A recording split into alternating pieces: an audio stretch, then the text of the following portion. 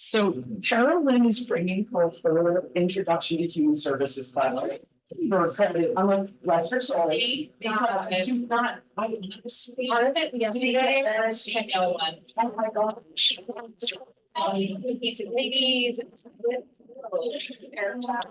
Like, it's just us. Also, it was against comment coming. For the event downstairs. Yeah, they don't get out the boat event. There are so many events going on today. Like, I don't know if anything clashes with this, but like there's the restorative justice launch this afternoon. And There's a lot of stuff happening. there is, today is a popular day. I know Dr. Daniels has this on his calendar. Okay, I mean, Dr. include like, Marshall does. oh, okay, then, yeah. So at least we might get that. okay. Had the first HBCU week event happening that Oh, kicked off downstairs yesterday. Shoot, I forgot about that. There were only like 4 students, Oh there, my gosh. which is a shame because like, yeah, there's a lot of stuff happening. Yeah, yeah, And it becomes a little hard to advertise all of it because right, right. I know there's not, but Two. there's not no more. Two. There's certifications for events, but I took everything like for table and out there. Okay, so, Harry, did you want any, so I did have our interns put together the hand packs. Yes, They're in my I am office. doing training on Thursday for a whole But do psychology you want class. any Narcan stuff for here?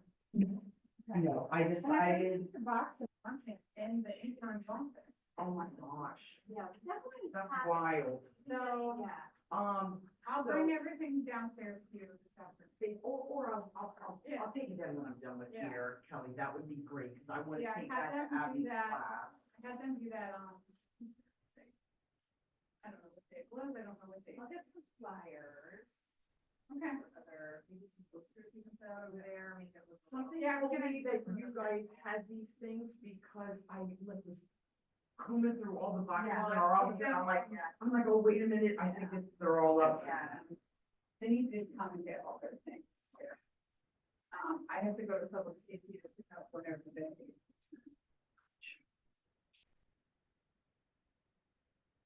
Camera, every time we turn this camera on, it points like backwards. Oh my, that is, that's weird, Matt. An angle. So what has to happen when you, like, you have to just keep I have to keep pressing it. keep pressing it till it comes to the front? Yeah, and there's not really a faster way to do this, which Oh my goodness. in the perfect world, we would have a software controller and I could just Right, I right. could just program an angle, which is how PTZs are supposed to work.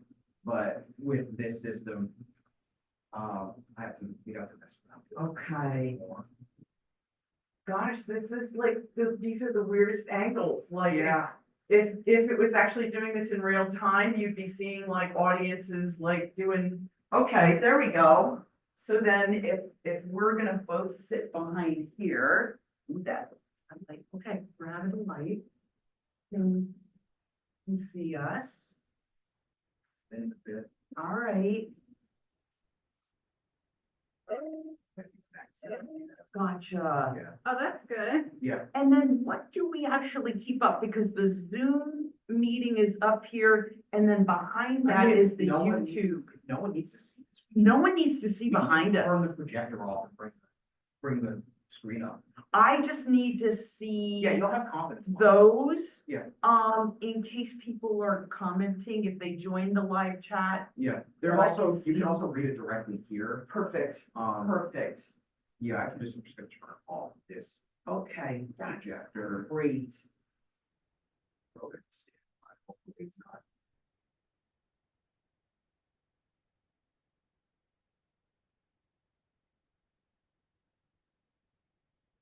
And that'll give you a bit more color in the face. I wish we could use. Okay. These lights kind of flicker a bit. There was. Yes. Put in, but as of right now, they're not really. Yeah, when I came in, I was like, all the lights were off and I always forget, like, Yeah. where do I find everything? Like, where, like, The electricians haven't, there's just like, Yeah. there's just like bare wire. I know. Sitting around. I keep thinking about every time Middle States comes and we say we have world-class facilities. And then I look at all the wires hanging out, Rudy, I know, They were, that look, You're yes, so- they, it deserves that look, Rudy. they were world class, that's been on 20 years In ago, the Yeah. 80s. in the 90s, 80s. Yeah, Exactly, not current. they are not currently world-class facilities. Now, when Middle States included that in their report, I'm like, did they use any other facilities around there? Or not? We are in the process of like revamping S219, thankfully. Well, yeah, that's where our office space, we were in S119. S219, and then we're revamping the auditorium. Basically, Needed like, it. yeah, It needs an. the auditorium's ancient. Yeah, We have an old cable-based light switchboard. wow. So, which is a little terrifying because it's like 1,000 amp circuits. I was gonna say, And it's you're- an electric fire situation. They still work. I mean, Yeah, technically we should be in the crow's nest, but there's also like transformer boxes. that are in there. oh, true, yeah. And none of us want to work in that space because you can hear the electricity force through it. And you don't want to die. Yeah. It's just like, I know we don't want you to. Matt, hear it and it's. amen. Yeah. Amen, amen, amen. And then those, yeah, I was just gonna say, those mics can hang out here, and are they on or You off? just switch them on. Switch them on now. Beautiful, and I've used those before. I have like all my talking points in my notes, I did my research. So are you expecting people to talk into? I'm expecting them to do YouTube. Okay. YouTube is what is So posted. no one's actually. No one's going on the Zoom. I put that Zoom screen up top Okay, there. that's really all I need to know. Yeah. Can you pull out your MacBook? Oh. Actually, can you just pull that up? I'm gonna do, Oh, here it is. yeah, pull up the live stream. on Oh, YouTube. I surely will. Let me do that. Yeah, because I need to know if audio's coming through. All right. Come up here.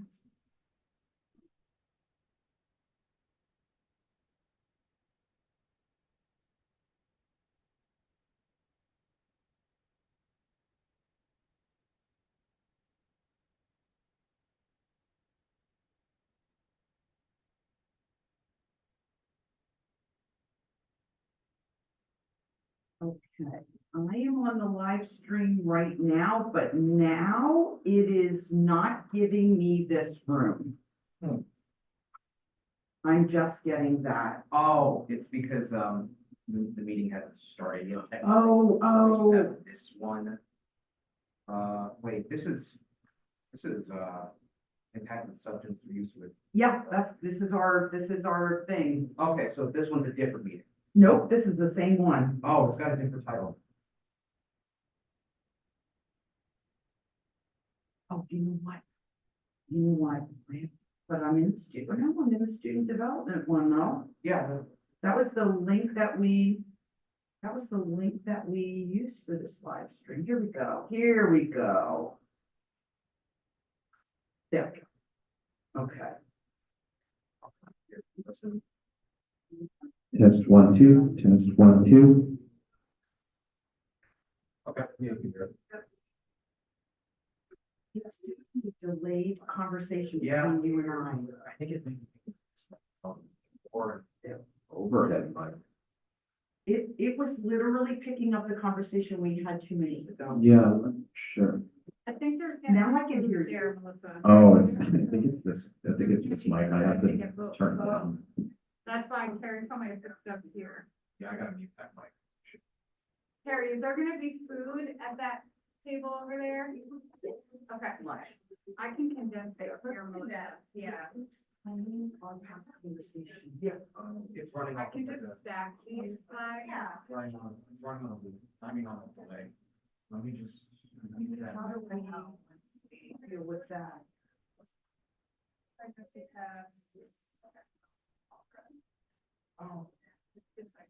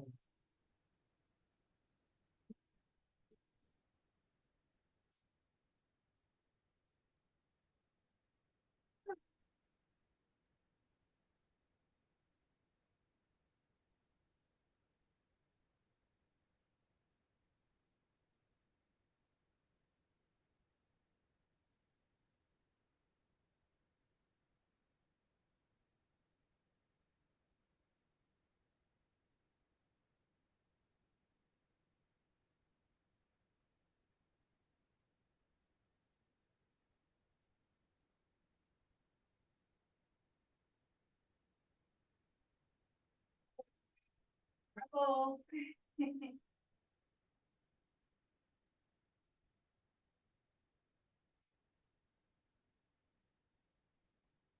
Also, all of our rooms are wireless systems. To them, using our iPads or phones, they're Wi-Fi right now. Yeah, so. Yes. I'll get those. Test 1, 2, test 1, 2, test 1, 2.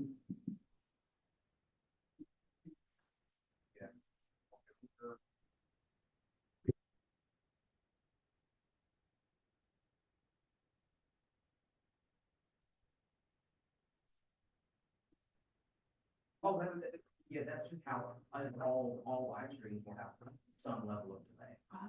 Yeah, because we're not using like professional broadcast equipment. There's a little bit of delay going into Zoom, and then there's a little bit of delay going from Zoom. Coming, coming out, yeah. You only get like So near. we're wondering about getting access to the LGBTQ. So it's interesting. So, Yeah, I wonder if it's because I'm definitely one of those ones. And then this is. And this Obviously, is another one. I think it's put on like two probably, so. Maybe. Should I turn this one on? No, I just want. Okay. To hear about like the testing that you did.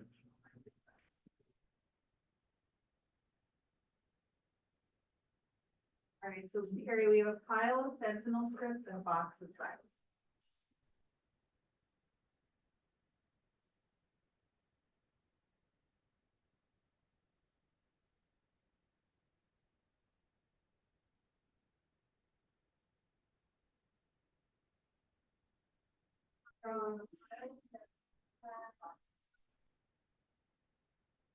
Test 1, 2.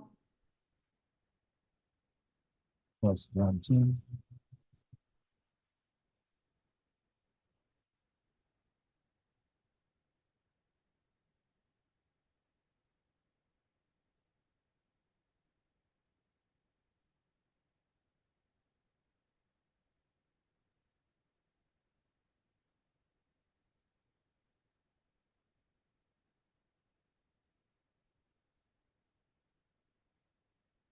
One, two, 1, 2.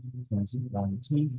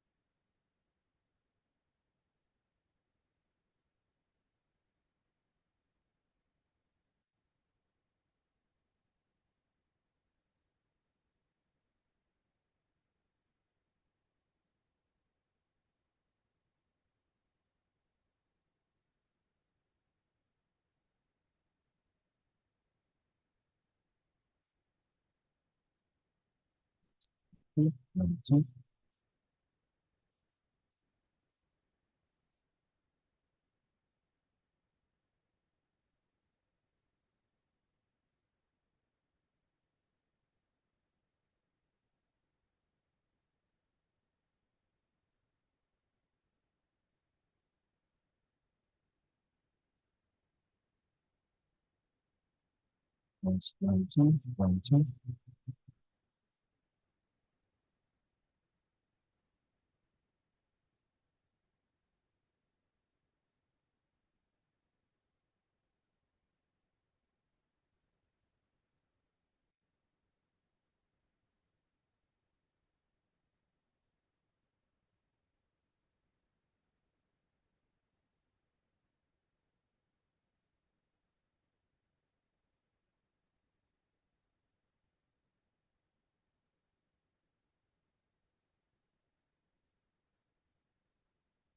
Test 1, 2, 1, 2.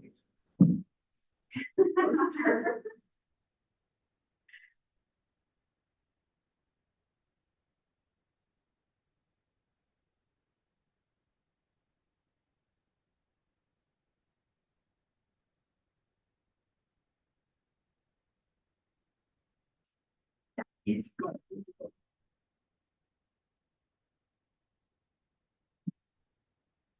That should be good then. You don't need to keep that one up because you're viewing it on here.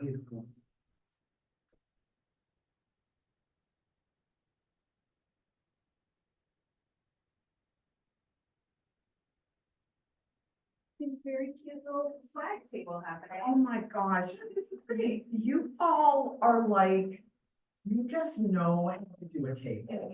I know, You no, know how to do it. We can do it. I- You got it. I- We will make your table please. You do the text. We know the division here, Carrie. You work on that. I will do the table scheme with Kelly. How tall is the council member? probably as short as me, Oh, okay. probably as short as me. So not my height. No, No, it's. no, Kelly. she is definitely not your, I follow her on Instagram and I see Yeah, her in a she's lot of photos. Yeah, She's very petite, Yeah. Okay. she's very petite, so. You guys are all set then. Oh my God, Matt, thank you. You are a lifesaver. You're a lifesaver. Trash in this room. Oh, babe. Yeah, yeah, I know. I actually threw away a bunch of things, but it didn't, because there was just. College could be better. So many things. So better. It's like this random fan hanging out like here. Only staffing facilities. Yes, Yeah. yes. And not having just like the one full-time dude who's struggling all the time. Absolutely. We're, I think, HR is posting their job post for our department, so. Good. Here's a. Downtime, we need like, downtime, we need like. Got a little sensitivity on. Could be like, I think staff. So, Yes. and the thing is, Yes. I don't know what. This was the one picture they sent. Mhm, so it's mhm. still, Oh my God. All I know is there are two personnel. Yeah. Yeah, far end.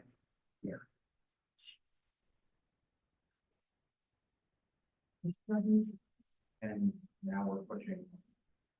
Like, there's so much in our department for like AI integration.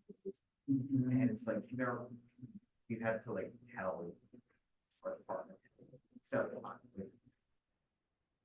you could do it, it would just make everybody very mad. Not like our department, but like. Anything else?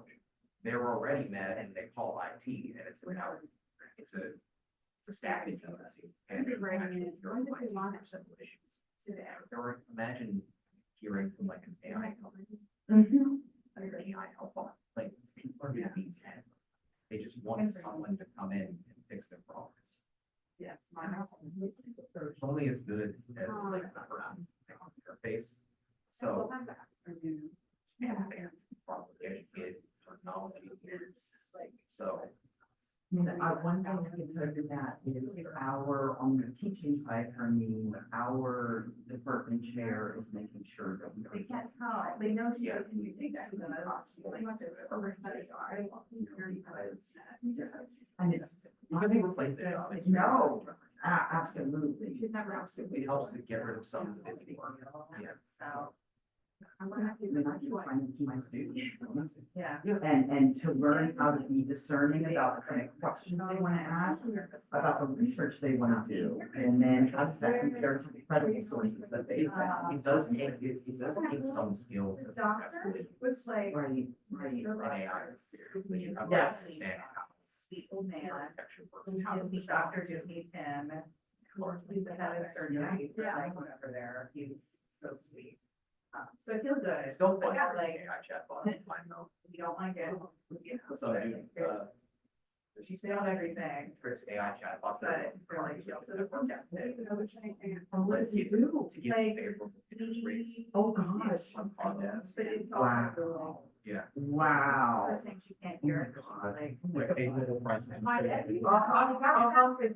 He was same thing, And it's but like, he's not hearing, and then. it's first higher thing we percent do, of they said, like- "We're Yes, sounding yes. the- Like it's very. Yeah. That's how that was, like, Cause she also like. Oh. It's all related, but it's all related, that's happening. Well, we have all this stuff out related to our topic, so. Hi, Angel. We're good. Matt, Thanks. Matt, The best. the best. Matt got it. It's all taken care of. We are good. I did my Zoom link, I followed my tutorials, and So. he hooked up where the camera needed to face and everything, so. Had him do that. Yes, very, very happy, very, very happy. Yeah. It was very like.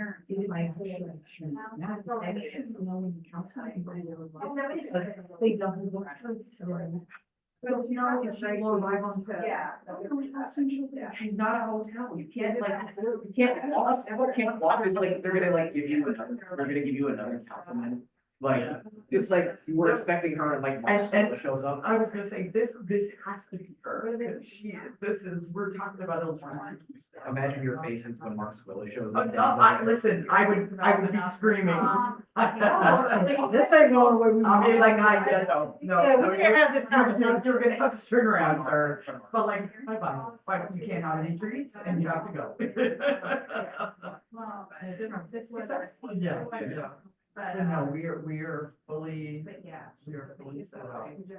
Yeah. Yeah. So, thank you. I have, one of my teaching colleagues is bringing her whole art, EHHS class over for credit. So we will have them here momentarily, and we'll see if anybody joins the live stream. You know, you never know, but it's been advertised for a while. It is, Good to it have. really, really is, cause I there's. did, you did say the show me the link, and it was a different, Really not good like, out of the park. Oh, no. when you pulled it up, it was, When I pulled it up, here's what I realized was I was pulling up Yeah, this is the original way I was setting it up in YouTube until I got onto the CCP student development. oh, okay. It wasn't So too this is the. long. This is the correct one. This is the correct one. Yeah. Yeah, Cause I know some people, like, sometimes the link's wrong, and then they're like, why is this, there's nothing here, and then they. yeah. Hey, For the event. nice to meet you. Hey, Are you guys in class from Professor Hickman Allen's class? Yeah. Wonderful. I'm Professor Arnold. I may have Nice to meet some of you, you at some Natasha. point in time. Nice to meet you. Hi, good morning. Good morning. Make yourself comfortable. There's snacks. They just. Yes, there's lunch. Yeah. I'm sorry. I think it's both almost seven. Yeah. I'm assuming Randy goes until 12. So, but please get snacks. We have a lot of LGBTQ swag here. Yeah, so everybody's making their way from your class, Oh, yeah. probably. Love it. Yeah. COVID tests, fentanyl testing strips, diamond ring testing strips, here's the products, condom, test, Take this as well. and posters over here, if you guys want to. Welcome. Take a picture with her. Oh, yes, absolutely. I have a photographer. Good. I saw that in. Yes, that was it. Yeah, so good.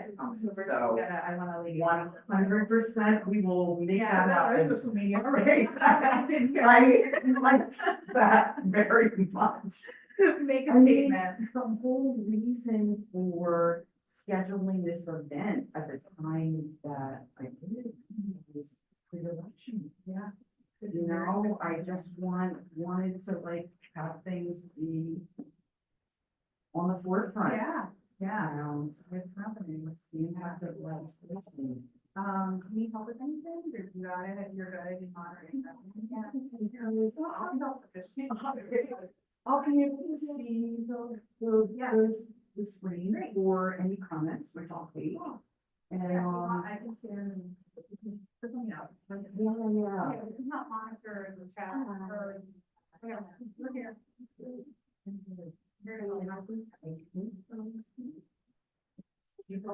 She's also part of the restorative justice one, two courses. Oh, we have two test courses that are part of that certificate. Okay, yeah. So she's.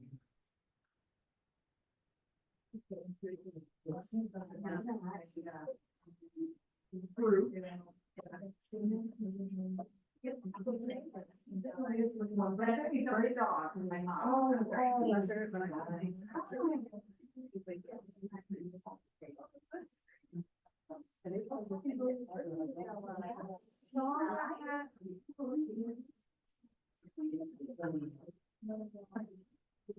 Dogs, the vet yesterday, they're 31 pounds already. Oh,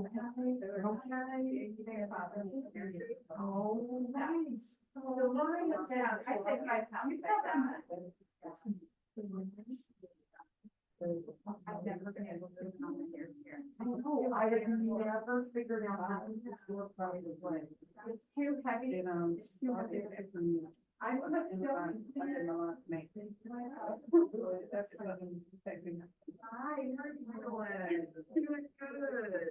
Are you coming tomorrow then, or you're just saying no?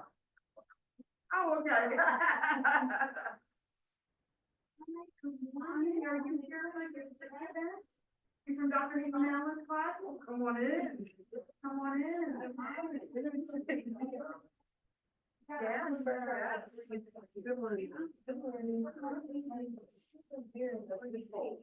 It does, okay.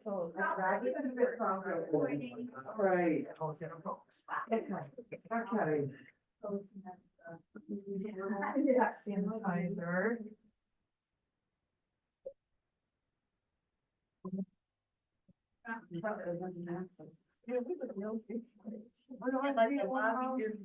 And I have to. I know, but I'm worried we're gonna do it and be able to use it.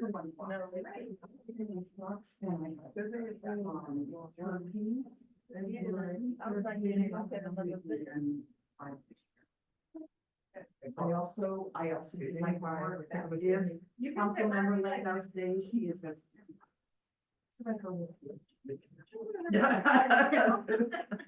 Just to make sure I. Yeah, and there's snacks over here. Her wife's name is Carrie Spelled the same as. What a little coincidence. No, I was supposed to be there. Were you? You were. You back up me. Oh, and see, I'm adopted, so I got named Carrie, but it was Deborah. That's a horrifyingly awful claim like that. It's just that. Yeah.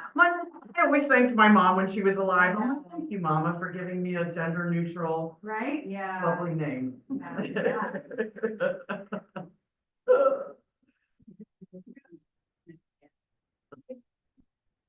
So I have a question for all of you. Is Dr. Hickman Allen giving you credit for coming today? Are you getting class credit? Or this is class today? Okay, all right. It's good. I love her for that. We Yeah. try to do that as much as we can, so are you having an excellent semester so far? Yeah, yeah. Yeah, How's everyone's mental health? You're like, I don't know. Great.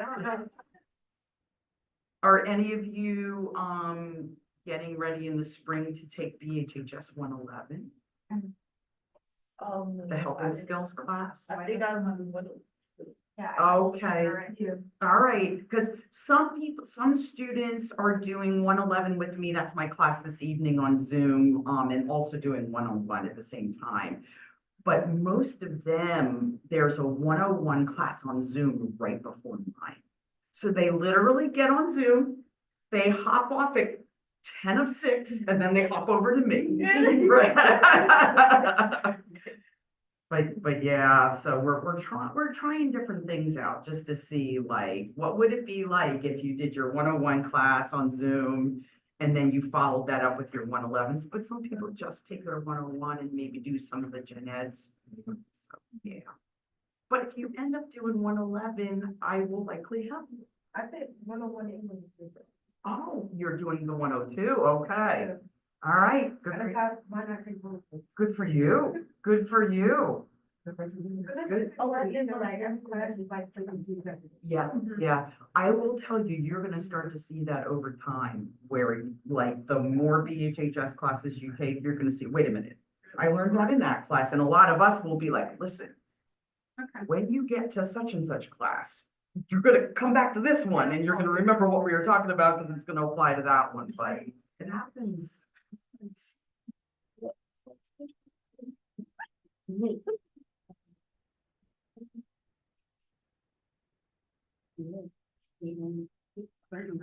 I have not heard from anybody from, I let security know at the front desk where to send her up to.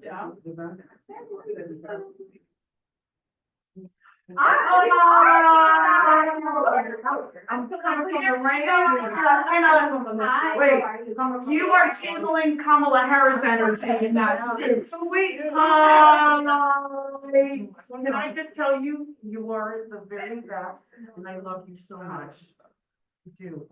I got to, You got to see some of the ones coming. yes, absolutely. I'm good, I'm good. Yeah. Hello, everybody, coming from VHHS 101. We don't care. This coincided, this is our week on multiculturalism. It's amazing. So coincided with our, perfect timing. That's incredible. And I was sharing with my students in class, they all know this. It's been years, if ever, that I've taught on campus where there are so many good activities going on during class time. So Where it's you been can actually super leave at rewarding. class time. It's been super rewarding to be able to help be exposed to myself, but also to be able to expose our students to the community in community colleges. I love that. So I was share, I think we're having a good time.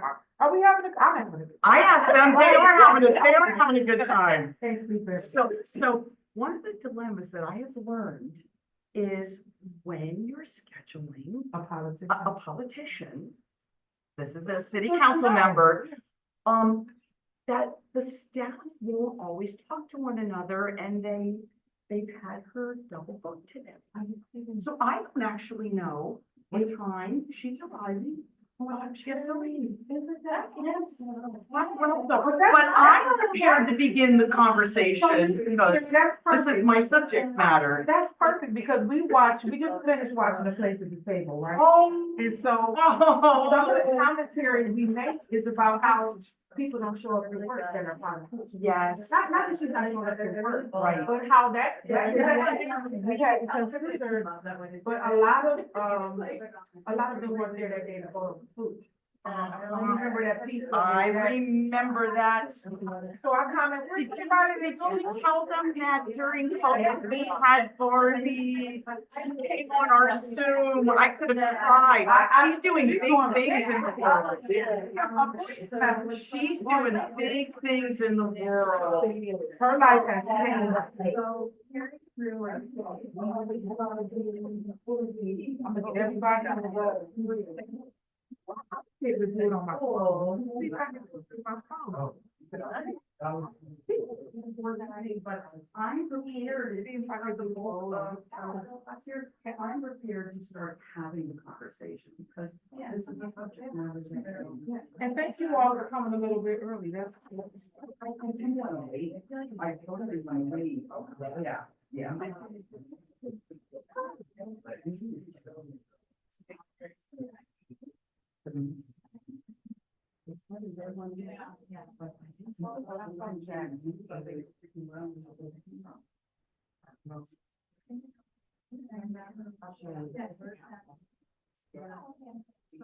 Yeah, we'll see, darling, very and real. Yeah, we're gonna be like right up here, it's gonna be, it's set up as a conversation. Very cool. Set up as a conversation, and there is a live stream going on. Oh, no, you won't. We're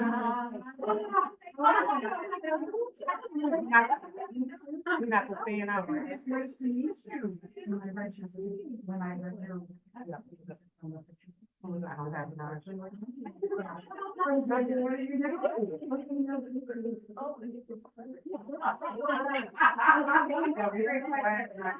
Oh, you got a little swag, cool. In events, I've been out and about and a while, it worked, we were semi close to 8 or 7 years or elder, so. I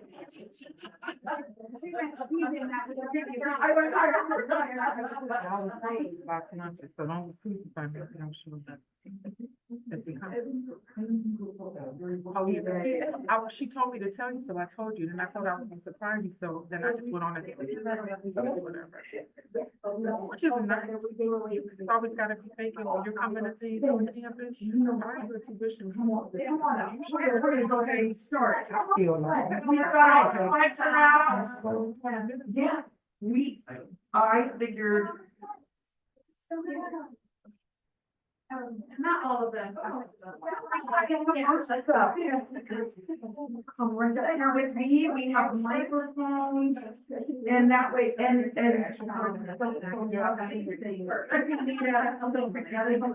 Alyssa, right here.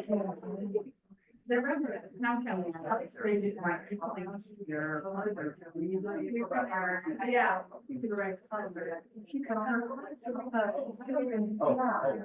We have section, but we haven't started to be along here. I'm gonna take advantage of that. With that said.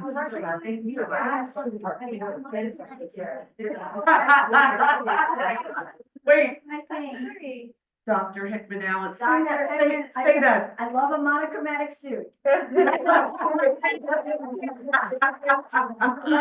represent for some, we're channeling somebody. So great to meet you. I see you all around. Oh, thank you. So thanks for coming. Thank you so much. And I've been following you all over Instagram, seeing everything that you're doing, so it's been delightful and amazing. And so some of my students will come a little late because they don't have to be in class till 11:20. Oh, you're going to start because, and actually, That's fine. okay, sure. They just may come triple later. We're gonna, I forget how much my voice projects. We're gonna start because, and I have to ask you, what is your preference in what you like to be called? Councilmember Landau, Rue? I mean. What is your my preference? Staff is pushing me towards Councilmember Landau, but. Okay, hey, wait, claim that, I know. claim that position. I am. All right. Okay, I'm gonna claim that with you because and especially because we have behavioral health, human service students here who absolutely, when it's your turn and your time to shine, you claim every label that you deserve, right? That's the thing. So Councilmember Landau let me know that she'll be with us till 11:30-ish. And I'll continue some discussion with you all afterwards. But first of all, we're just really honored that you would come and join us today because one of the things we wanted to do is pre-election. This is one of the most important elections. We have a lot of LGBTQ representation at the college. And we wanted to, and this is LGBTQ History Month for us at the college. And we wanted to talk a little bit about the intersection and your part on this of what do we need to know as a college community about current legislation that could be positively advocating for LGBTQ folks' rights, but that could also be possibly hurting us. What do we need to know at like the local level, but what do we need to know maybe at the state level? Yep. You know, and I'll let you. Absolutely. Hi, everybody. Hi, everybody. Thank you so much for having me.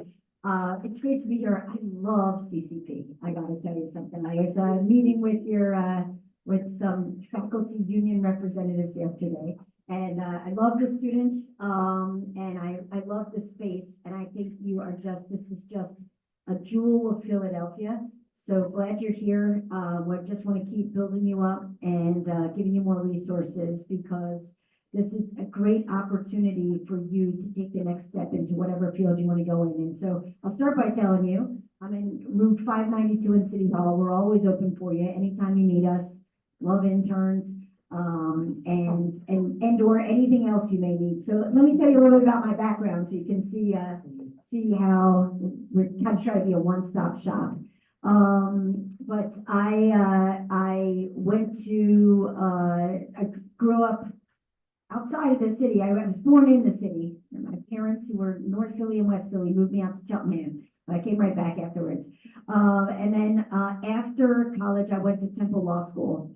And I'd already been doing a whole bunch of activist work. I was doing ACT UP. I was doing Kensington Welfare Rights Union, created a group called WHAM, Women's Health Action and Mobilization, to fight for better access to health care for women in Philadelphia, making sure the city's health centers had what they needed, fighting against what sadly is the norm now, and the Planned Parenthood, the restrictions we have in Pennsylvania on abortion were so horrifying, and now it's like, okay, at least we still have abortion access here in Pennsylvania.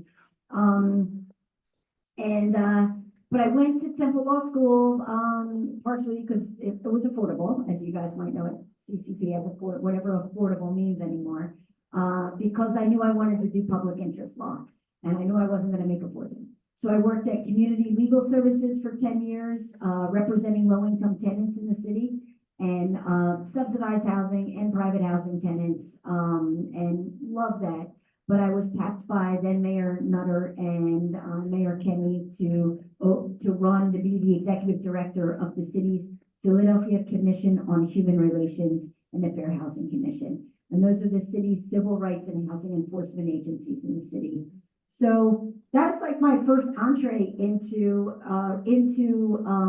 civil rights law, and into I had been working on the periphery, even though I was at CLS, as a lawyer. I was definitely still doing activist and advocacy work on the side and being a part of making as much change as possible. But this was really my first time of working to strengthen our laws, add things to the laws if needed, clarify them, make things more simpler, and also to go out and educate the community. So just a little bit after that, I stayed there for 12 years. It was a great job. Taught housing law at Temple Law School, a couple other things, and then ran for city council. And shockingly, in 2024, I am our first openly LGBTQ council person ever. So, I like to give honor to history whenever possible. There actually were two others, but they weren't out. And so we had Ethel Allen, who was a Republican, African-American Republican in the 70s, who was in the closet, but apparently doing great kind of like quiet advocacy work, and then not so quiet work after that, throughout the state. And really helped to get the first inclusion in an executive order of sorts at the state, recognizing LGBTQ plus people. And then second of all, there was also John Anderson, who was also a city council person, African-American man, a lawyer. I think we were kind of similar in this way. And he was a great guy. He was there in the 80s, and unfortunately, he was only there for one term because he died of AIDS. Neither one of them ever had the luxury of being out in their careers. So I just always want to make sure to mention them and their excellence and the change that they made, which allows me to be here today. There's other people who ran before me and they didn't make it, so I'm super proud that I did. And I think I have the background that kind of brings it all together. And so we can make sure that we're there for the community in so many different ways. Because we know, obviously, what affects every single person in the city is affecting the LGBTQ community, times 100 sometimes. So when you talk about homelessness, 40% of homeless youth identify as LGBTQ plus. There's a higher prevalence of depression, attempts at suicide and suicide. There's, obviously there's still, especially for non-binary and transgender people, there's a lot of obstacles to work. Even though we have the laws to protect folks, the laws are only doing, trying to do the after effect of what is already discriminatory harm. And as somebody who ran the agency where I was dealing with discrimination cases every single week, I can tell you that I know that discrimination affects people and harms people in a way that whatever the result of the cases cannot fix, right? I can't tell you how many cases I had in Philadelphia. We protect people in over 16 categories: race, religion, sexual orientation, gender identity, even domestic violence victim status. We have so many, disability, age, all of these things. So many people who filed complaints with us, they wanted an apology from the employer where they wanted to get the job or where they had the job and where they were fired, the housing provider where they didn't get housing. Top on their list of what they wanted was an apology. This wasn't they're not going for the cash cow. They weren't trying to get, full payout. They wanted an apology. So always important to remember of like the long-term harms and effects of discrimination on society and classes of people. I am so happy to be on city council.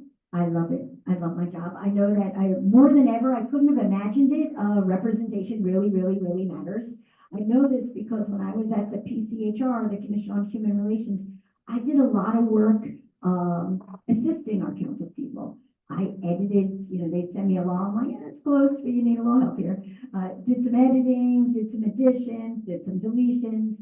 I gave them ideas. I worked side by side with them. I was able to do things. I remember, thankfully, the mayor still talks about this now, that they all tapped her on the shoulder and said, we need a Crown Act in Philadelphia, and you're the one to do it. So this is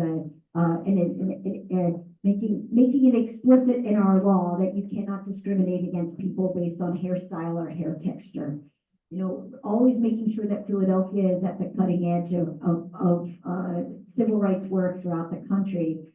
She's still goes to groups of people and talks about it. She has so much to talk about, and she's like, and we're laying down the Crown Act. We did this together. She was just fantastic. So what am I doing now? So one, yes, representation matters. I am doing everything I can to lift up our community, to just be a space where people can come to my office whenever they need it. We have great things happening in the community, like the Attic Youth Center is moving, and they've actually bought a building. I don't think this is public yet, but they bought a building and they're going to move to 12th and Chestnut, which is really exciting. But they need help, they might need to lean on city council. Did we have a little bit of funding for them, or can we help them with this, or will we be there for the grand opening to get this even more press? Those are the kind of things that we can do to this lift up the work of the Attic that is there to help LGBTQ plus youth every single day of the year. And I'm so excited for their new home, where it will be even easier for them to get to and give them even more space, and be a drop-in space for what people need. I'll start with the local of what I'm doing now. We'll get to the state. Should I go negative to positive or positive to negative? What do you guys want? All right. I'll go positive. They said negative to positive. Negative to positive. We're starting Not on a the good top. note. Leave it on a good note. Okay. So I'm going to start. I'll start federally. You do realize that after 4 years of Donald Trump as president, where he has emboldened every hateful person in the country, that we have people who are passing laws and bans, laws and policies around the country that have been so harmful to the LGBTQ community. The one that most people know about, obviously, is Ron DeSantis in Florida, who had a Don't Say Gay bill and Don't Say Trans bill that was literally making it illegal for educators to actually even talk about, to even say the words sexual orientation and gender identity. And there has been a small settlement in that case that if it's part of the formal curriculum, you can actually say it. Because teachers were petrified of even uttering the words. Going back to local law for a second, we've had sexual orientation in our anti-discrimination law since 1982. We've had gender identity in our law since 2002. Philadelphia's been on the cutting edge of this work. We still don't have protections at the state level. I'll get there where we slide down into goodness, but we still don't have protections on the state level. But what we really have are people who are emboldened around the country to think that they can pass laws that harm whole groups of people. This has trickled to us even at Bucks County that were doing book bans. We had Moms for Liberty coming around doing their, parade show around here, talking about book bans and making it even harder for the folks who have safe spaces like the Rainbow Room in Bucks County of actually saying, this is a safe space and we want you to come in here. And the amount of hate that was coming towards them and the amount of pressure that they felt all the time to make sure that they were open for everyone was pretty huge as well. But there's been folks talking about this, the hateful stuff around the country. There's over 300, there's 500, the ACLU nationally is tracking 530 anti-LGBTQ bills in the US. 530 of them. And this number is up actually since the 400 I had looked at about a year ago. 90% of LGBTQ young people said their well-being was negatively impacted due to recent politics. This is from the Trevor Project. And all of these Don't Say Gay bills said the legislation would ban federally funded community spaces, including public schools, libraries, hospitals, government office buildings, and military bases from featuring any programs or events or literature that literally merely mention gay or transgender people. This is not the norm of what people want in the country. This is what is happening from a few elected officials around the country. And that is without a doubt. This is similar to when we talk about abortion and reproductive rights. This is not what the norm of America wants. This is what a small faction of elected folks want. And I think it's really important that we remember this so we can remember, one, if you want to run for office from any level, from working on a local school board on, please do. And second of all, making sure that we're holding our elected officials accountable on what they're doing that is harming our everyday lives. In Pennsylvania, believe it or not, it is 2024, everyone, still, we're running out, it's almost 2025. We still don't have statewide anti-discrimination, explicit statewide anti-discrimination laws protecting the LGBTQ plus community. What's happened is that we are reading into the concept of sex discrimination and able to expand that to make an umbrella that protects people to some degree, but it's different from having the explicit protections. So there was this U.S. Supreme Court case called Bostwick, and it was a kind of an umbrella case that had a whole bunch of other cases underneath it. And they basically said, wait a second, it is illegal in employment to discriminate against people based on their sex, including sexual orientation and gender identity. So it's a huge win. The Bostwick case was this huge win in the year, 20 something, and we'll Google it. Listen, could you Google Bostwick? Right? I don't remember the date of this case, but it was pretty huge because these cases sometimes are as simple as an employee, and I've seen these in Philadelphia as well. We had an employee, the employee's doing well. They get great reviews from their supervisor. Everything is fine. That person then comes out and says, I know that I've been presenting as a woman for all of these years at the job, but I actually believe I've been hiding my gender identity. I'm a man. And that's how I want to be identified as before. And wouldn't you know, performance evaluations go down and or the person gets fired. And it happens often. This is like, I'm telling you from someone who did this work, it's very similar to religious discrimination. There's been cases where it's like, I was brought up, I'm Jewish, I was brought up Jewish. Okay, now I am Muslim and I'm going to don Muslim garb, or if someone says I'm now Jewish, I'm not going to work on the Sabbath. And suddenly this great employee is fired because of this. It's like same person, just a change. And I found the law is kind of tracked in this way because I've seen the cases where someone was one religion that was acceptable and suddenly not another religion that was unacceptable to the same employer. We have the same issue with housing providers. We have similar issues with places of public accommodations. But I think you all saw the Dobbs decision that rolled back Roe v. Wade. That's the scariest decision that's ever hit us, ever nationally. Because for all these years, from the 50s and the 60s on, and maybe go back a little bit further, we've been building up civil rights for everybody around this country. And we have never, ever seen a case that took rights away. And they just took rights away. They took rights to your bodily autonomy, your right to make choices and decisions of your own life. Supreme Court just took it away. But in that case, Clarence Thomas wrote a concurring opinion that he's like, I agree, and they throw more information on there. And in his I agree, the end, he basically said, I don't really know about this Bostwick decision, year 2020. Yeah, middle of pandemic, that's why I forgot the year. I don't really know about this Bostwick decision. We're gonna have to go back and look at that. And we're also gonna go back and look at same-sex marriage. And we're also gonna go back and look at a whole bunch of things. He said a little more veiled than that. But trust me, he's coming for same-sex marriage and he's coming for the Bostwick decision that expanded the word sex to include sexual orientation and gender identity. So that's all the scary stuff on the federal level. I will say the way in which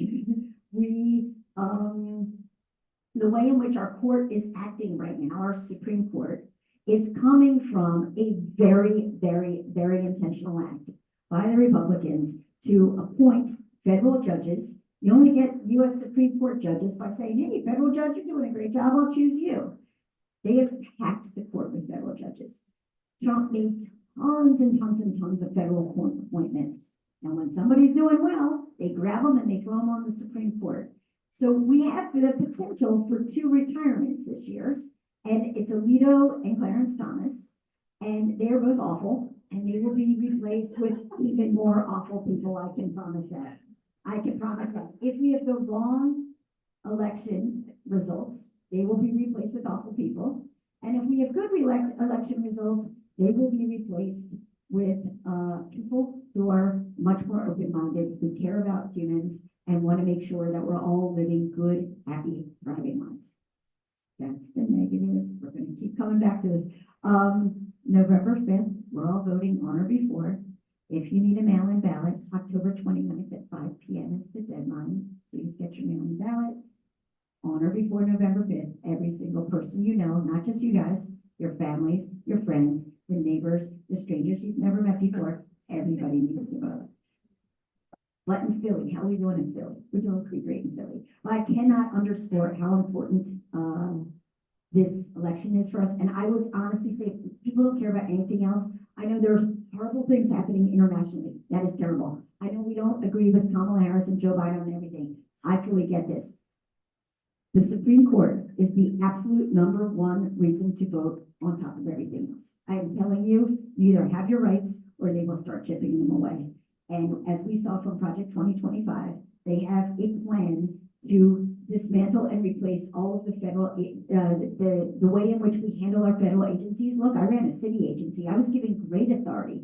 Mayors Nutter and Kenny weren't asking me what I was doing every day. They were like, I explained what my job was. I said, I'm going to do a great job. Now go do it. That's what we need. You want the head of the EPA to be an expert in the environment. You want the head of the Department of Education to be the expert in education. You want the head of transportation to be, you don't want to start curtailing their rights and saying that it will be one authoritarian person who is going to make this decision and or the U.S. Supreme Court. I think that's really scary. But Philly, we're doing a little better in Philly. Again, sexual orientation 1982, gender identity in 2002.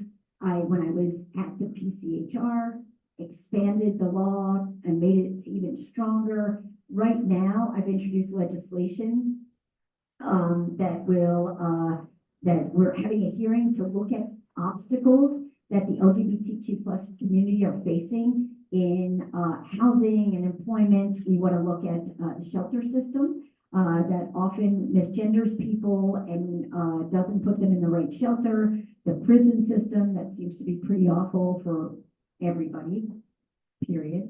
And also especially transgender people. Just look at ways in which whatever the obstacles of having the community thrive, what are they? So that hearing's coming up. And that we've just lifted up so many community leaders since I've been in. I've also done like the work I usually do is like the work for everyone that we also know is the work for our community, right? It's so even when I was at the PCHR, one of my greatest accomplishments was working on the wage equity bill. This was a bill that says that employers are not allowed to ask you what your salary or wages were at your previous job before they set your wages at your current job. And to me, that is important for any group of people that's ever been underpaid. So if you think you're thinking, oh, I got a job, it's probably a $60,000 a year job. You know, someone comes out, you say, how much were you making at your other job? 35. Oh, I'll pay you 45. No, it's a $60,000 a year job. Pay the person $60,000. Help them to get up and out of poverty. Help them to feed their family. Let's just do this. Another one at the PCHR, back in the day. So the list is like, hey, I'm local. Was also to work. I did all the work on the ban the box criminal records work. We call it fair chance hiring now. That for people with criminal records, employers used to say, you have a criminal record, throw your application out. They did not even look at your application. But now we set up standards by which employer out of this entire room, it's like I look at all the resumes, I didn't look at anybody's background. Now I want to hire you, you're the best choice. Now I run your criminal background. Now we see, is there a problem here? What is the connection between your criminal background, if you have one, and the job that you're trying to get? If there's no connection, you get hired. And it's not only a win-win for everyone, it's a win-win for the people who are enforcing the law. We actually know why you didn't get the job now, because everyone say, oh, I didn't get the job because my criminal record. You're like, where does it say that? It doesn't ever say that, but now we set it up that the employer will literally have to say, look, you robbed the bank 6 months ago and you're going to work this cash register. No, thank you. But if it's something really tiny, you got caught with a little packet of weed or something, it's like, you're going to work the cash register, you can work the cash register, or go stock in the back, go do something else. So what's to say? We got good stuff happening. I got consumer protection law. I made tax preparers in Philadelphia tell you how much they're going to charge you before they do their taxes. All of this stuff, in my opinion, helps every single community I've ever worked with and for, any community I've been a member of. And there we go. I got to the end of this in some way. I live with my wife and my teenage son, who's, teenagers. Oh, joy. Thank you, behavioral health people. It's like they take all the risk. What is it? They have, they take all the risk and with very little judgment. But you just have to wrap them in bubble wrap, hope for the best. And I know it's about 26 now, which is the age in which we have the fully formed frontal lobes, what we hope for, fully formed frontal lobes. And he's at Central High School, he's doing great. But I want to just, okay, so I've said a lot, it was slightly circuitous, but we got to the end. Thank you so much, behavioral health folks, those of you who are focusing on it. We're actually in a time, as you know, because I'm sure you feel the stress of your job, of sheer crisis in America, crisis in Philadelphia, so many people feeling that they can't take much more. And you are needed so much. And I want to make sure that we're also taking care of you. I want to make sure that you find ways in which that you can find your own peace and your own respite during this incredibly hard work that you're doing. Because you know, and I don't need to tell you this, that people are feeling very on the edge and also feeling very, very, very worried about this election and what the results may be, which we likely, we're good. Well, that's a big guy. It is what you're learning and the skills that you guys are, that you're earning right now with the paths that you're going is so incredibly important. So we as a city, I want you to lean on us. We want to make sure you're okay because you're becoming the experts in your field in order to be, you know, the behavioral health experts that we need in Philadelphia. And also the happier you are in your jobs and the more satisfied you are, more people will follow you because we need so many more of you. Thankfully, the stigma is more gone than ever, or being removed, let's say that. We just had recently the City of Philadelphia Rec Department just asking us in City Council that they would want funding to make sure that they can get social workers and behavioral health experts at their rec centers. They said we can't handle, people come in with so many issues. We're trying to do programming, whatever. We're not the experts. They are so stressed out about it. And they just want to be able to lean on you guys, the ones who are coming with these expertise, who are able to, you know, handle the situation. So again, thank you for taking this field on. We're here for you. Tell us what you need. Tell us what I don't know that you need. And I'll stop talking for a second. Wow. First of all, Yes.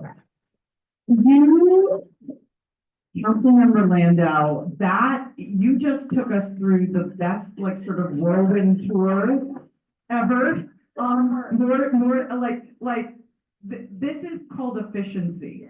You know, that like, given, Councilmember Landau has many commitments today, and so like, you know, this is, you really allowed us to see some of the LGBTQ history, local level, state level, federal level, what's happening right now legislation wise. You know, I think that one of the things that hopefully people here are encouraged by is the fact that you can make a difference, even if that is just on November 5th in what you do, and having people like Councilmember Landau being able to advocate, because you know, what we're talking about today is really a marginalized community that has only had exasperated impact in terms of some of the discrimination and the hatefulness. We appreciate you taking the time to be with us today. Thank you. I was gonna say, I was just gonna ask you if you would anybody like to pose a question?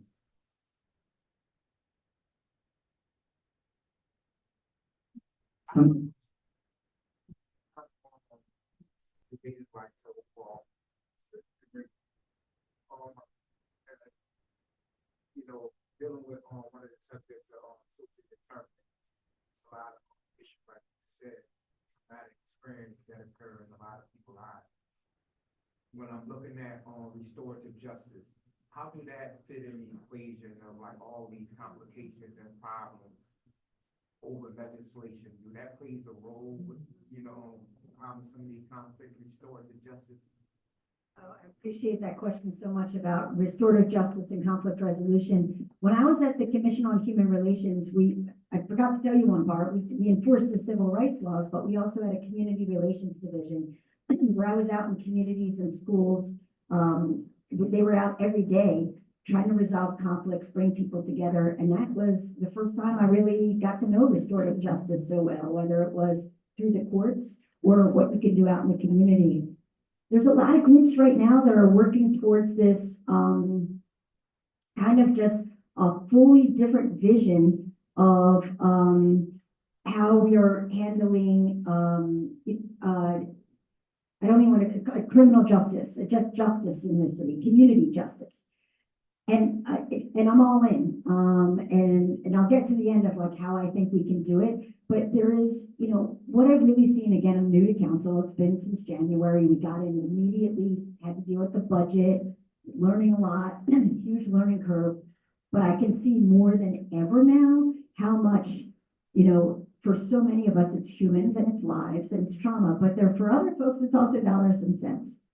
And if we pay so much money on the other end for police, prisons, homeless shelters, probation, all of these things, add all of that up, and if we would just take even part of that money and put it on the front end so we can teach conflict resolution in schools, which is my dream of sending every single school in Philadelphia, all adults to be fully trained in conflict resolution, so kids will understand from kindergarten on that when there's something they're fighting about, that there's other ways to resolve conflicts all the way up until they're 18. Can you imagine the difference that would make in a community when they had other tools in their toolboxes because it's normalized? Let's just normalize conflict resolution. Let's normalize de-escalation. Let's normalize restorative justice, which is so painful for those folks who don't know about it, is really when somebody is harmed and there's the bad actor who did the harm, bringing them together, and they both have to be willing to do it, but to actually talk about it.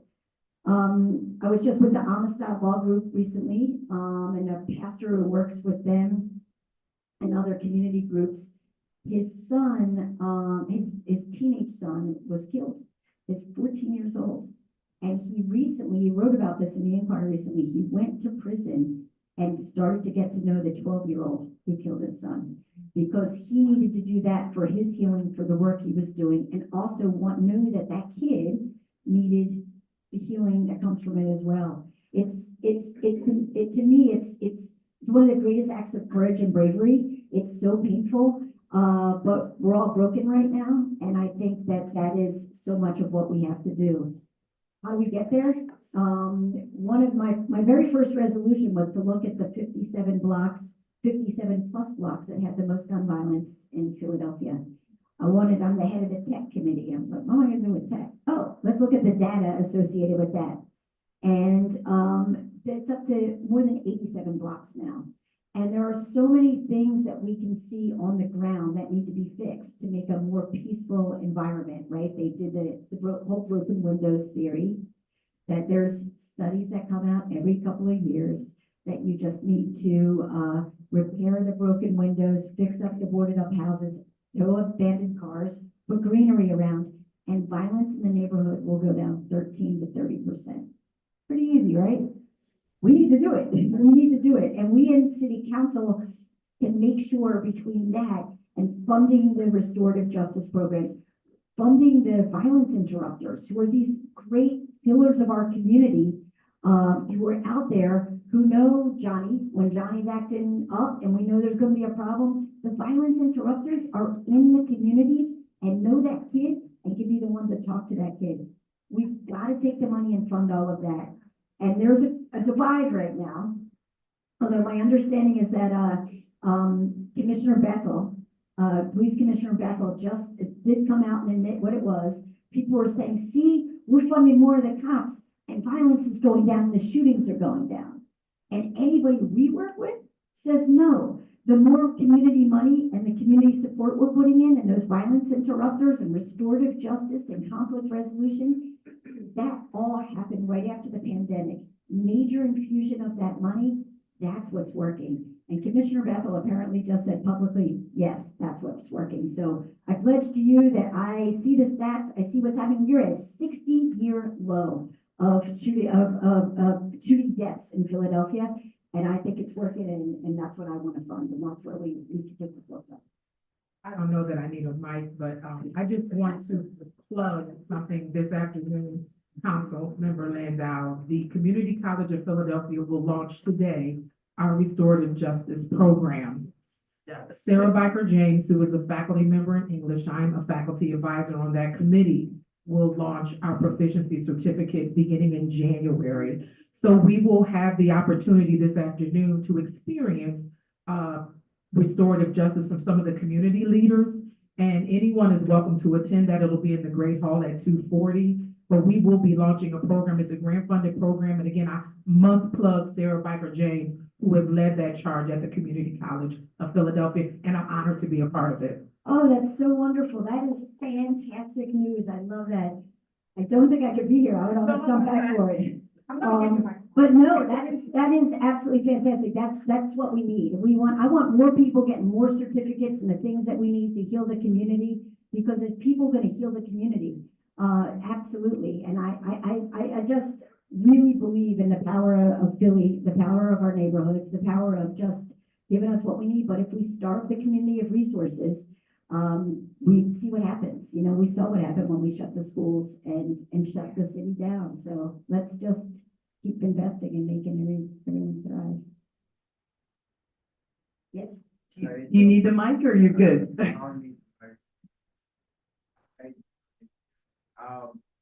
Brought up your breath and back my first point due to inaccurate, because just in your breast can become public record, but not be conviction or, just inaccurate information, maybe the same name and code defendant or something like that. Is there anything you were doing, had done anything about that? Yeah, it's a great question.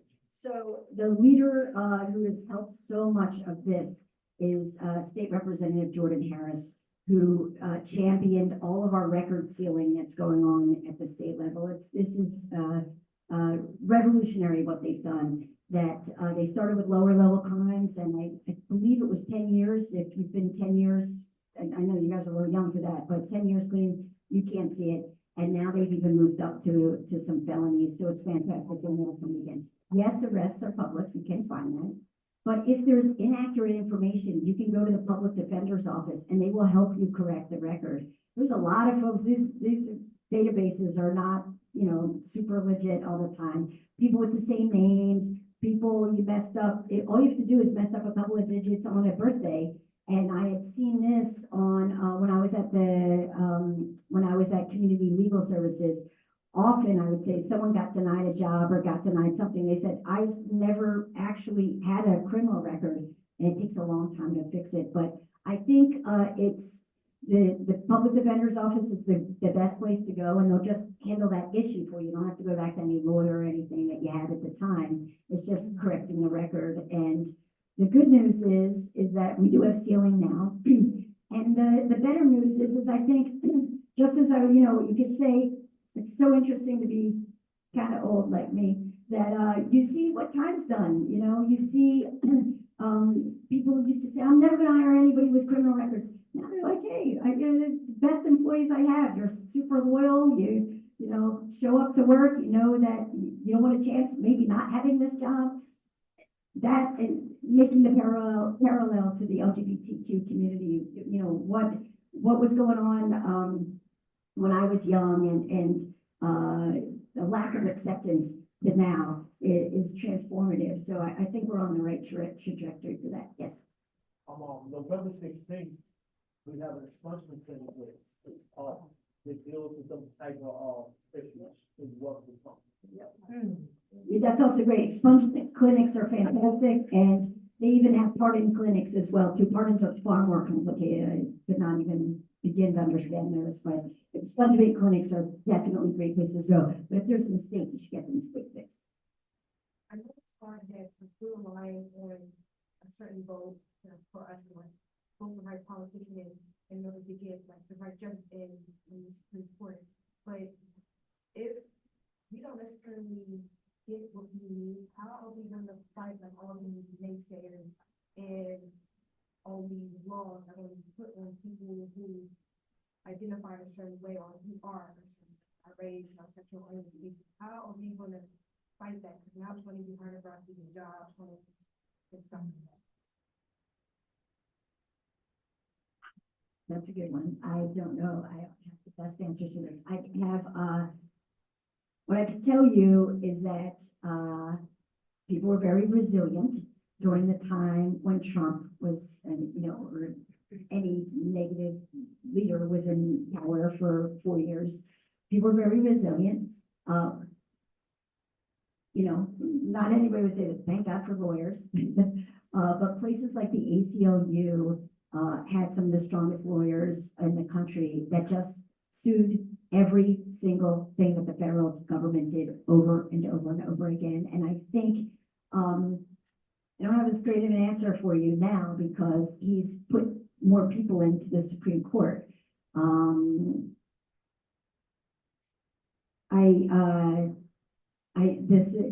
This is, we're not gonna end on a positive note.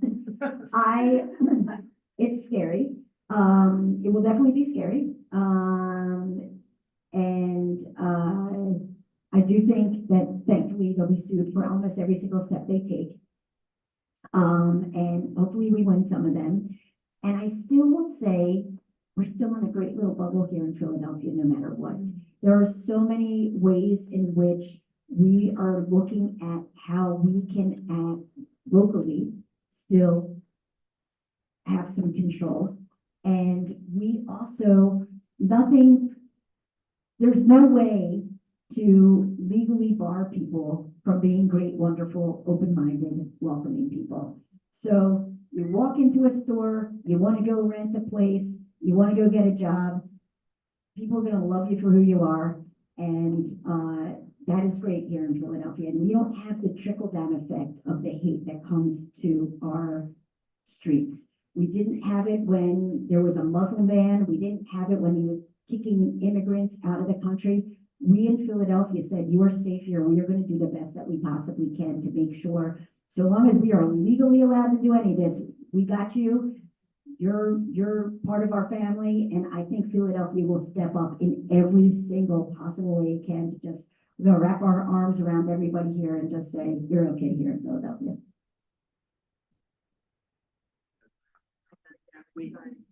So Councilmember Landau stayed much longer than she was able to, and I can't thank her enough. And I'm going to continue some conversation with all of you, but thank you so much. Let's give Councilmember Landau a round of applause.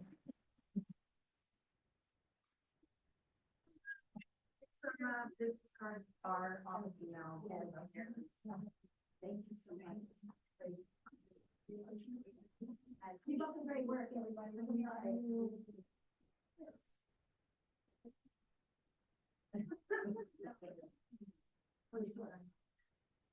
Yeah, sorry, I was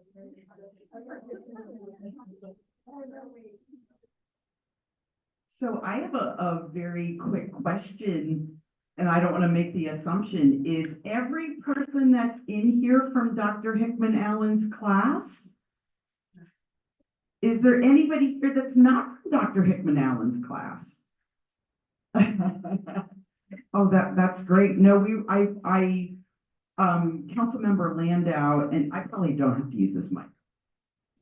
Yeah, I'm a loud projecting BHHS instructor.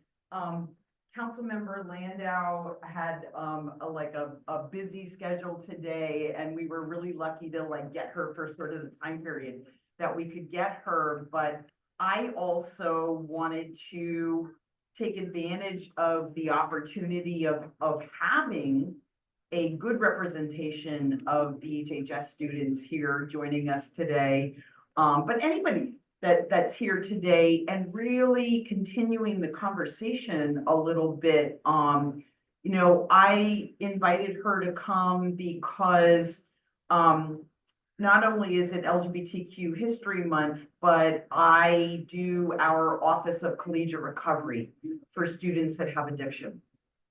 And one of the things, or one of the trends that I can share with all of you, is that there are huge parallels with students in particular that may identify as LGBTQ in some way, shape, or form, but depending on their upbringing, depending on their religious background, depending on what kind of legislation they may have been exposed to. And as Councilmember Landau said, we're in a little nice bubble here in the city, but when you venture into the middle of our state, or we start thinking about the impact of some of the federal legislation, it starts to get a little bit scarier.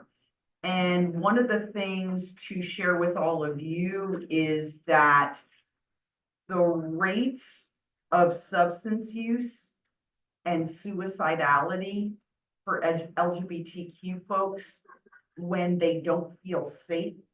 And when I think about the legislation, I think about safety and security.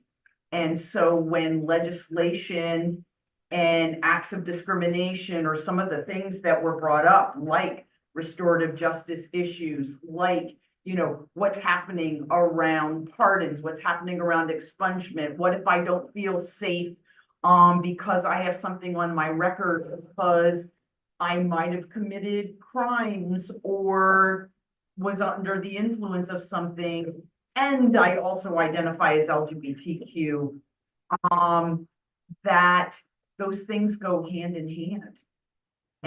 And so, you know, one of the things, because you've all, you know, been able to join us today, that I can share with you as both somebody that does our recovery office, but teaches in BHHS with my lovely colleague, Dr. Hickman Allen, is I'm a person who has long-term recovery, and I also identify as non-binary and queer, and I'm very out, and I feel lucky that I can be out.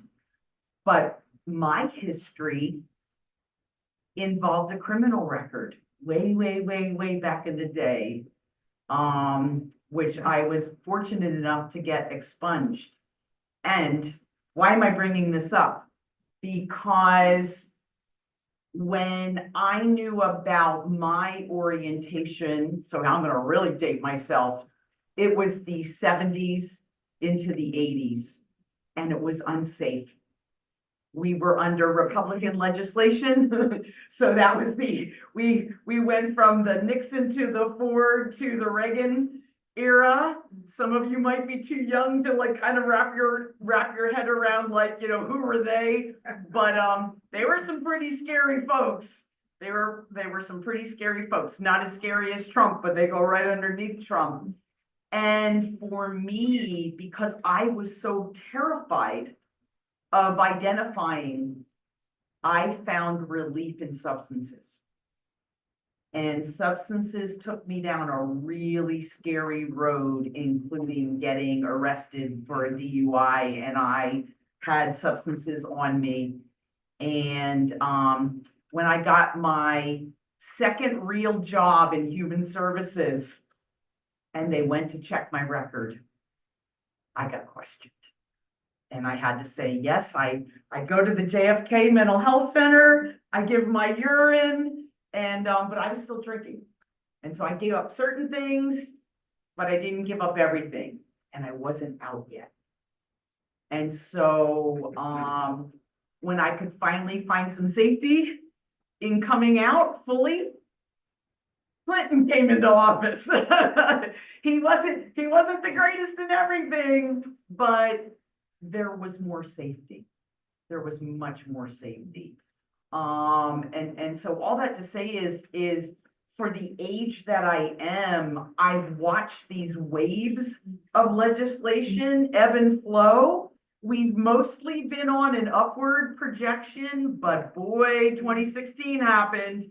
And I felt like everything went backwards, and I felt really unsafe again, even though I'm somebody that's out and I have a lot of support and I have a lot of resources. So I just share that with all of you because, you know, for as much as we've gone forward, we've had things that have happened, and I think Councilmember Landau really could speak to a lot of those things. But one of the things that I kind of want to just open conversation up with all of you is whether or not you identify under that umbrella is not the more substantial thing for the conversation, but you may have loved ones who feel really scared.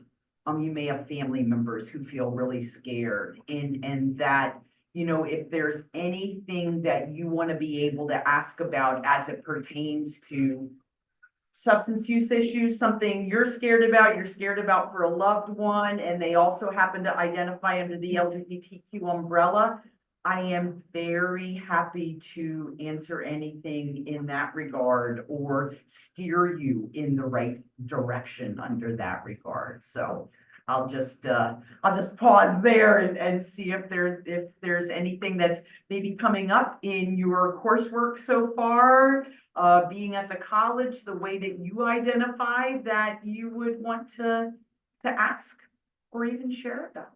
I just wanted Tuesday is, I always intended to make, but isn't there recovery meeting? There is tonight. There is a regular recovery meeting on campus. We meet at 4 o'clock and we are in the conference room that is connected to the counseling department. It's BG08. So when you enter Bonnell and you hang a right from the security desk, go down to counseling and you just say, hey, here for the meeting. If you know, because sometimes not everybody feels open about saying I'm here for a recovery meeting, you can be very discreet, and it's the hallway that goes to the end. We have facilitators that come who are certified recovery specialists from Unity Recovery, and here's the thing, and I love that you asked this question. Here's the thing that I want to say to everybody is, you can be at any stage in your recovery to come to the meeting. You don't have to be abstinent. We practice a harm reduction model. So you might want to use differently. You might want to use less dangerously. You might want to just say like, hey, could I get Narcan or could I get fentanyl test strips? Which, by the way, we have some test strips up here. You can come by our office in S111A in this building. Is the recovery office, bless you. And you can come get supplies that help you use safer. So, but yeah, you're welcome. Yeah, by the way, just to let everybody know, we won't have recovery group on November 5th because the college is closed for election day. But just to let you know that, but yeah, you're welcome. You're welcome. Anybody else, any questions related to substance use, LGBTQ identification, anything that's coming up around a behavioral health learning or teaching that you want to ask about?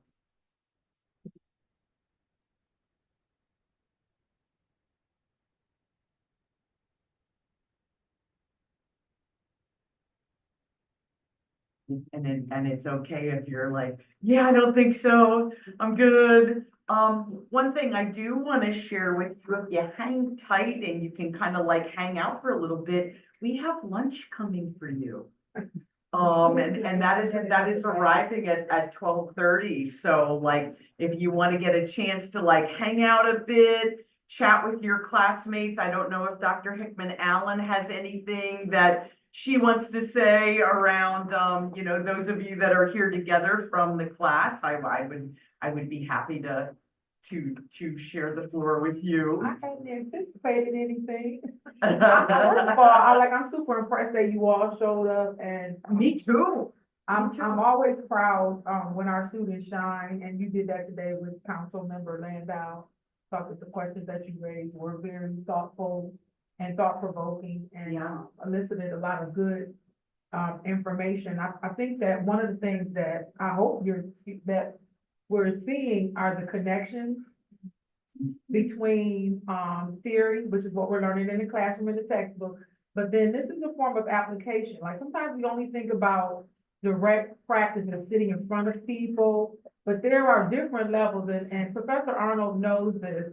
One of our commitments in our curriculum is to look at all of the levels of intervention and try to identify ways to engage you on all of those various levels. For example, Professor Coker, who some of you may know, is our field education leader.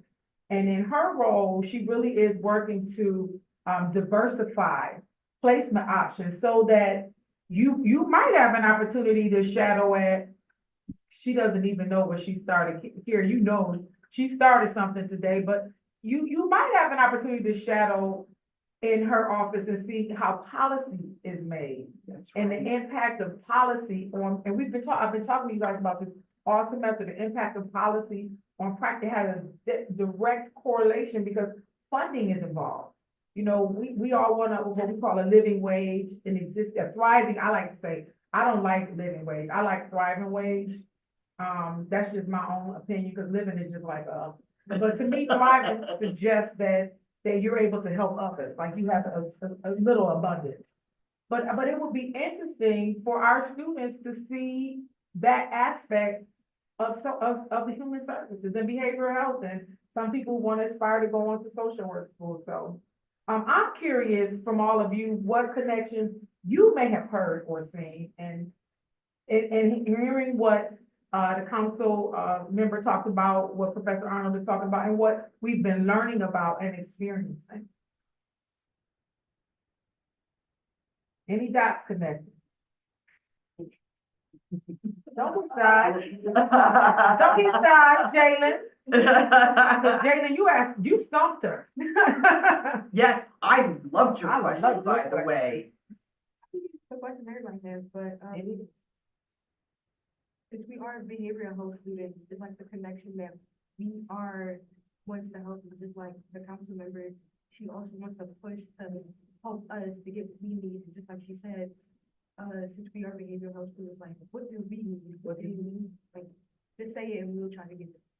What kind of connection we made, and like, with us, we kind of say the same thing, like, for our, clients, like, what would you need, like, what do you want me to do to help you, basically.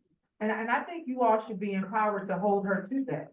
You know, there was an invitation made that if you need something or want something or have a question, you were invited to come to talk to her about that. And I think that you should embrace that. I think they left some cards up there.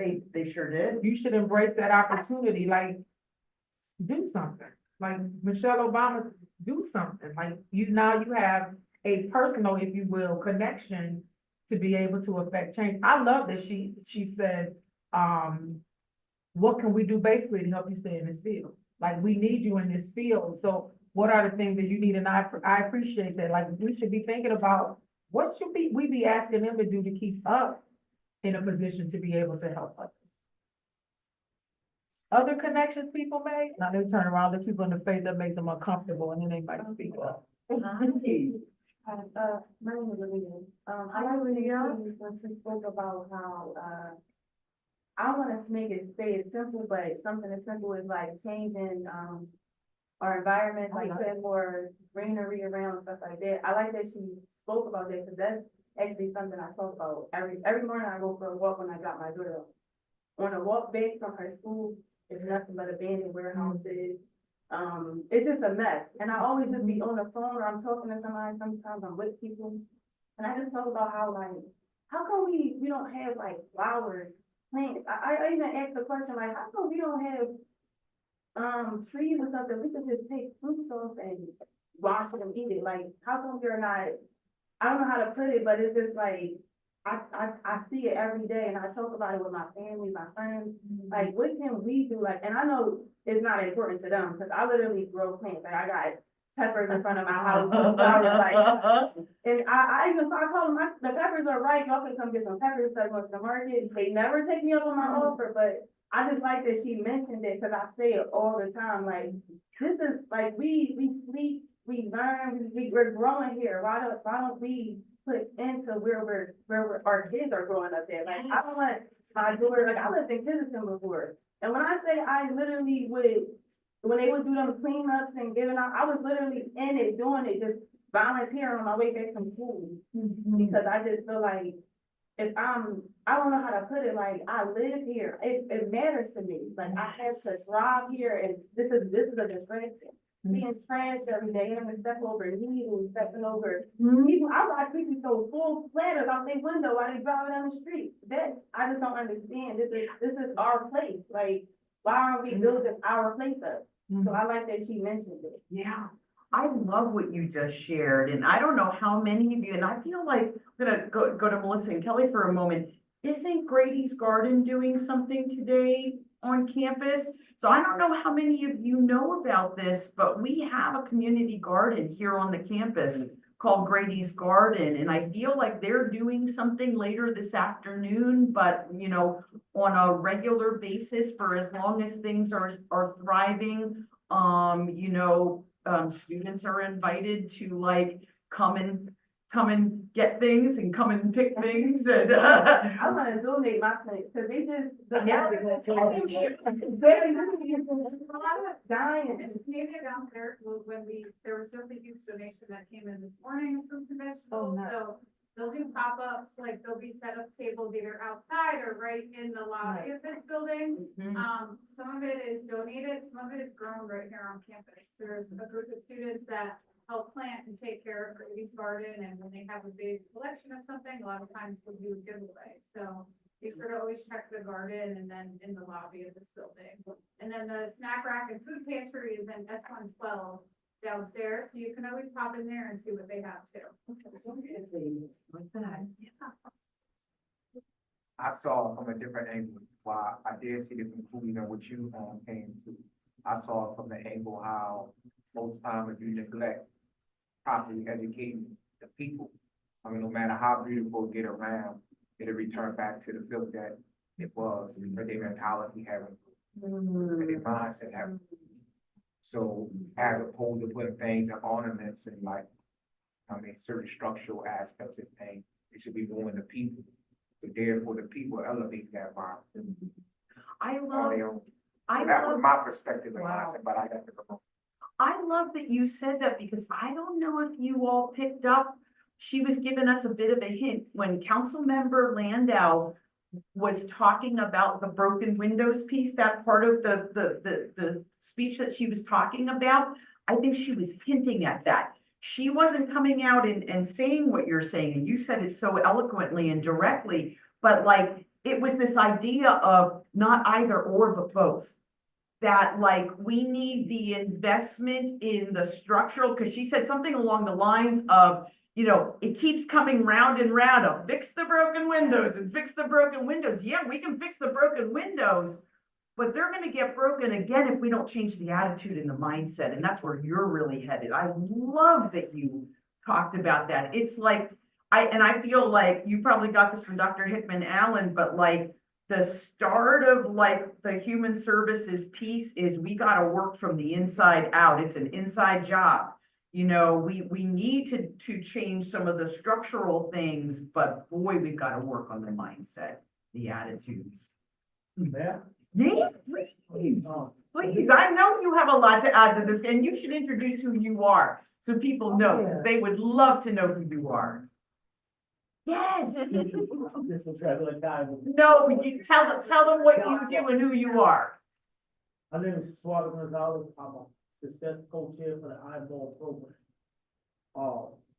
What I want to say is, I'm happy to see all these young people in the room because she spoke about it. The LGBT community suffer the same injustice that the criminal justice system Yes. and the people in the system do.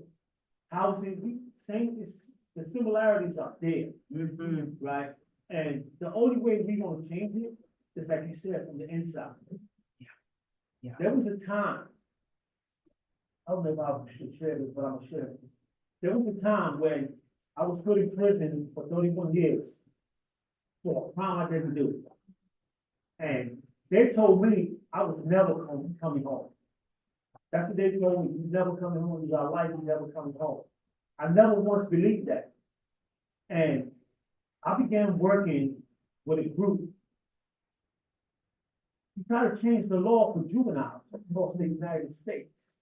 All below, in 2012, we managed to get 2 cases to the United States Supreme Court that became law, which is the Grant case and Montgomery versus Alabama, which state that you cannot keep a juvenile in prison for the rest of their life. That's how I got out of there. And I traveled the country today, speaking in different colleges, and we have managed to change the law in about 32 states for juveniles. So I know what it is working from the inside. And I've worked with the district attorney's office. I've worked with different agencies. My first job coming home was at the 25th Police District as a case manager. Let that sit in. One day I'm in prison serving life, the next day I'm at the 25th Police District with an ankle monitor. Going in and out as a case manager. Working for the diversion court. I was one of the first people that was hired for the diversion court. So take up on the office, hold their feet to the fire. Go in there. I want to shadow your office. As a citizen of the city, you are entitled to go in any of these offices and shadow them if you really want and ask. And they will let you. We have a partnership with a few judges in the city that takes some of our students, formerly incarcerated students, as intern in the court system. Because I want them to see both sides. The school side, but go on the other side. Because most of the time, we only see one side, but we stand in front of the judge and we get a sentence and put somewhere. Because it's totally different when you're working on the other side, and when they asking you for decisions on how would you do this.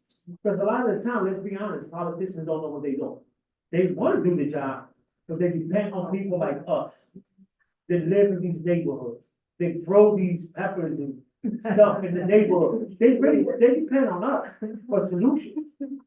And a lot of the time, we get caught up in the culture that I'm not gonna work with them, it's us against them. It's never been us against them. If you want change, you won't have to change that yourself. And that means working from the inside. Yeah.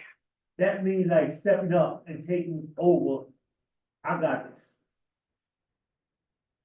I'm telling you, I do this. I work with Larry Krasner. I work with the DOJ. They called me for, oh, how you think we should do this? And then just let that sink in. Just 7 years ago, you wanted to keep me in jail. Now you're asking me for a solution on how to change some policies, on how to write some legislation. You know how that made me feel? That made me feel that I chose the right field. That's how that made me feel. I don't look at them as us against you. It's me against you. That was the old mentality. So I'm telling you, take her up on the offer, call her office. We want to come down there and we want to shadow one of your hearings. We want to see how you do this. We want to see how your law clerks. Because it's not the city councils that write the law. It's the law clerks. It's people like us that they hire to research and write these bills. And all they do is be the spokesperson for them. Take her up on the offer. And I'll tell you, she makes herself accessible. Because in the summertime, I went on her website and you could put a request in about what you were looking for. And that was, I was like, all right, I'm just gonna fill this page out. Let's see what happens. And see if she'll come here and see if she'll come and talk about this. And what you just said, you know, there was the planning of this was dealing with 5 other people who gave her really good notes in her notebook when she was here, but she also has a really solid background too. But yeah, all of that matters. That matters. Thank you. Thank you. That was awesome. Yeah. So like, you were blanketed a very serious statement. She was said that it was religious discrimination and gender identity discrimination are kind of alike, that she said kind of for that reason. When in all reality, I feel like that's out the window, because not being able to work with kids because you represent the flag or whatever, and not being able to work with kids because you believe in God is two completely different things. The subconscious is real, and we know that. And we also know that health do relate, because a lot of gender identity problems like gender dysphoria, things like that, all have to do with chemical imbalances in the brain. And that's scientifically proven. So I just feel like I don't even know what I'm trying to say, but she could have worded that better. I feel like gender identity discrimination is more like, language of career than to compare it to religious discrimination. I think what she was trying to share was that